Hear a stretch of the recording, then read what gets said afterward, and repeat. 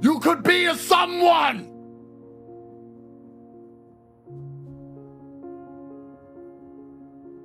All you had to do was work these last few years. Could be a millionaire. Could retire. You could save your mother from being coarsened in the labor market. You could prolong the life of your loved ones with medical care. You could literally keep your parents alive longer, and you still didn't try. You still couldn't be motivated. Extra years of consciousness for the people who birthed you is somehow not as important. And you wonder why I end up in a position where I think, do poor people even ever deserve to win? The fact that I believe each and every one of you is exactly where you deserve to be in life. So if you're not a millionaire and you're not happy with your life, guess what? You are where you deserve to be. And the reason I'm going to say that is as follows. It's all, I had a bad luck this, or I tried this, or I can't pull off that, blah, blah, blah, blah. It's impossible to exist somewhere where you're not comfortable. If I were to say, lay on these red hot stones, and you tried to do it, you'd get up and move because it hurts, it's not comfortable. You have to get out of that position. Yet, if you look at your lives, your life is in a shit position, but you don't move, you don't do anything about it. So if it was really, truly uncomfortable to you, like those red hot stones were, you'd change something. But the fact you refuse to change something shows that you're pretty comfortable where you are. I needed money, and I used to sit there and just literally my hands in my head, and people are like, what's wrong with you? I was like, I need money. I want money today. Oh, well, yeah, I really want to be a millionaire. And then just go to sleep. Oh, get my pillow, I'm tired. Fuck. You are not uncomfortable in your position. I talk to people with their lives are all fucked up. They're like, well, my life's all fucked up. And I'm like, yeah, of course it is, because you're happy for your life to be fucked up. Even if you're not happy, even if you're uncomfortable, you're not uncomfortable enough to change it. If you were genuinely unhappy about your position, you would not be coming to me for motivation. If you were genuinely pissed off about your situation, you would not need me to motivate you. You would motivate your fucking self, and you would do something to change it yourself. But you don't, which says a lot. So this whole motivational shit is all garbage. All you fuckers are exactly where you belong. I'm where I belong, the top of the mountain, because I refuse to stay anywhere else.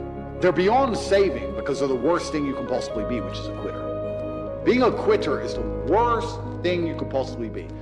God himself can't make a quitter important, because the only reason the place you're trying to get to has value is because it was difficult to reach. If everybody could reach it, there'd be no value. I don't think most of you realize that you do not have time. Everything is time. Time can be converted into anything. We all know time can be converted into money. People say often, time is money. This is true. Money is also time. You spend money to save time. Time is the enemy of the rich man, so he takes a private jet to save time. Money is the enemy of a poor man, so he waits for the bus to save money. But they're the same thing, money and time. So when I say you don't have time, this is something you need to remember because it's extremely important and you can apply it to most things. You do not have time to have a headache. Do you understand? I'm not saying you don't have a headache.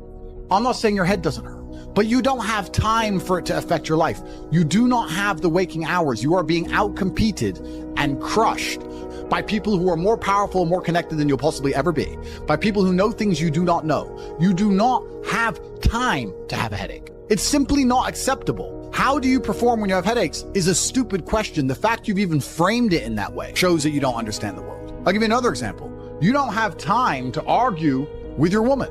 Your woman started an argument today or yesterday, whenever, and you've been texting back and forth. You don't have time. You have things to do. There's unlimited work in the universe. You don't have time to have a headache or message girls or scroll Instagram. You don't have time for any of these things. Time is your lifeblood. It's all you've got. You can turn time into reputation. You could turn time into global fame. You could turn time into respect. You could turn time into a fantastic body. You could do anything with your time. You could choose a random embassy. You could choose a random country that you have beef with, Chile, and you could go stand outside the Chilean embassy with a sign saying, "Down with Chile," for no reason. But if you stood there every single day After about 2 years, people will be like, who is this guy and why does he hate chili so much? You can turn your time into anything you want. So how are you going to waste it sitting around saying, I have a headache? Boo boo, I have a headache. But the question is framed incorrectly. If I have a headache, I don't care. And one of the main reasons I don't care is because my enemy doesn't care. You know, when I got injured when I was training for fights, my coach would often say to me, is your enemy going to hit you less or show you mercy because of this injury? If you say, okay, we're about to fight, but halfway through the training camp, I hurt my foot. So, take it easy. No, he's going to try and destroy me anyway. So if he doesn't care, why do I care? And why does my coach care? Nobody cares. The people who are trying to steal your woman, and trust me, everyone is. The people who are trying to take the money that you want to earn and put it in their pocket before you can. The people who want to have large and gorgeous feathers on their peacock to show the world all the amazing things they've done. They don't care that you have a headache. So why do you care? You need to reprogram your mind. You don't have time to have a headache. You don't have time to be doing the majority of things you do. And there's always been and always will be, and we could talk about that again. We were talking earlier about competence, right? Do you think a woman sees you as competent if you complain about having a headache? Let's say you have a headache. It's fine. You have a headache. I'm not disputing that. Maybe it really hurts. That's terrible. If you go, oh, I've got such a bad headache. Do you think a woman looks at you and goes, yes, oh, I found the guy for me? She may not say anything. She may say, oh, do you want a pill? But really deep down, this guy's a dickhead. I mean, if you got hit in the head with a hammer or shot in the face, fine. But why do you have a headache? From what? Scrolling TikTok. A lot of you deserve the failure you endure. The universe is very giving. I often believe people say the world's not fair. I'd argue that karmic retributions, and in the long run, all in all, is pretty fair. Karmic retributions are real. In the end, God gives you exactly what you deserve. So if you're not happy with your life, you have to ask yourself, do you really deserve more? Have you really tried 100% of the time? Did you ignore that headache? Are you as competent as you could possibly be? Have you given 100% every time you've done anything? No. You deserve what you have. You deserve your mediocrity because you're an average person. You want a Lambo and these women and a boat and whatever else you want because you see it on Instagram, but wanting something and deserving something are very different things. If you truly deserved it, you'd be working for it in a way that ensures it would be given to you by the universe. Every single thing I've ever wanted, I have got. Maybe not instantly, maybe not easily. In fact, certainly not both. It was always difficult and it always took time, but I really wanted them, so I always got them. And I put in enough work to show God and show the universe I deserved them, so he gave them to me. I cannot remember a single time, and I state this as a matter of fact, this is not hyperbole, I cannot remember a single time I have ever decided not to do something that must be done because I had a headache, ever. Ever.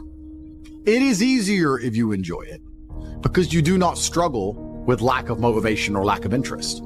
For me to say you could honestly be world champion at something you hate is a lie. You can, however, be competent at things you don't like. You can be very good at something you don't like doing. To be the best in the world, you probably have to fall in love with it. But the way you do anything is the way you do everything.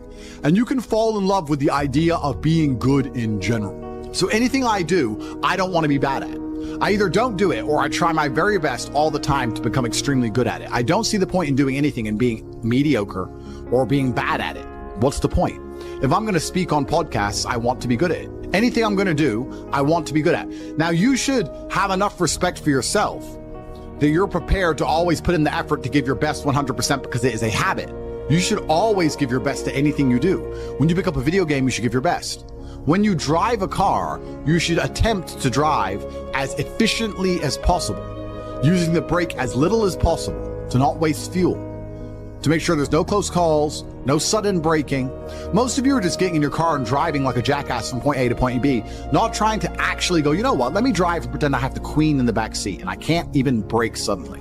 And I only have a fraction of fuel. How far can I go if I very smoothly, very calmly anticipate the traffic in advance, move my car in and out of the car so I barely have to brake, keep moving slowly and smoothly? Let me try and get good at this. The way you do anything is the way you do everything. And it is a habit to be good at things. There's nothing wrong with just being good at things. To be the best in the world, you have to love it. That's true. But you're not going to love the majority of things you do. That's not realistic. The world's not going to afford you a life where everything you do you're in love with. In fact, You're going to end up doing a whole bunch of things you don't want to do. And the life hack is, if you enjoy getting better at things, then you can be doing something you don't want to do better than you previously done it. And now you enjoy doing it because you were more competent and more capable at said task. You are now better at said task. Every single thing I approach with vigor because I like being good at things. And that's not because I'm arrogant. That's because I have enough respect for myself. And more importantly, I have enough respect for the people I love to know that I need to be good at things. When my children or when my women or my family or my people who rely on me, my brothers, anybody comes to me expecting me to do something for them, I need to have enough respect for them to know that I'm good at what they ask me to do. And if I don't know what they want me to do, or I'm not particularly good at it, I'm at least good at learning. You can become good at learning so that you learn things faster, good at concentrating, good at taking a scenario seriously. These are all basic life skills that go along with bravery. That's going to put you in a competitive bracket amongst the masculine realm which exists today, because most people can't even focus. Most people can't even focus or try hard at anything. So to answer the question, can you become world champion without loving boxing? No, you can't become the best in the world. However, you can become very good at it because you can have enough discipline to ensure that you go to training, and you can make sure that you're the kind of person who, if you're going to go to training, you're going to try your best. Guys, you're going to go to training for an hour. Whether you try hard or don't try hard, you're going to spend an hour in the boxing gym. There is no reason to not try. That is a learned habit.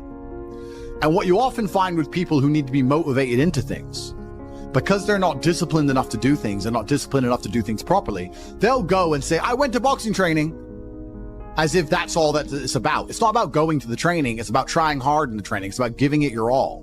It's about dedicating yourself. You're going to give an hour up anyway. There's no reason to not try. You're going to go to school, you're going to get in debt, you're going to get a job, you're going to get a wife, divorce is coming, you're going to lose the house eventually, your job's shit, inflation's outpacing your wages, you're going to work, no one's going to appreciate it, now you're old and your life's over. That is the matrix for 99% of men, and you need to find a way to escape it.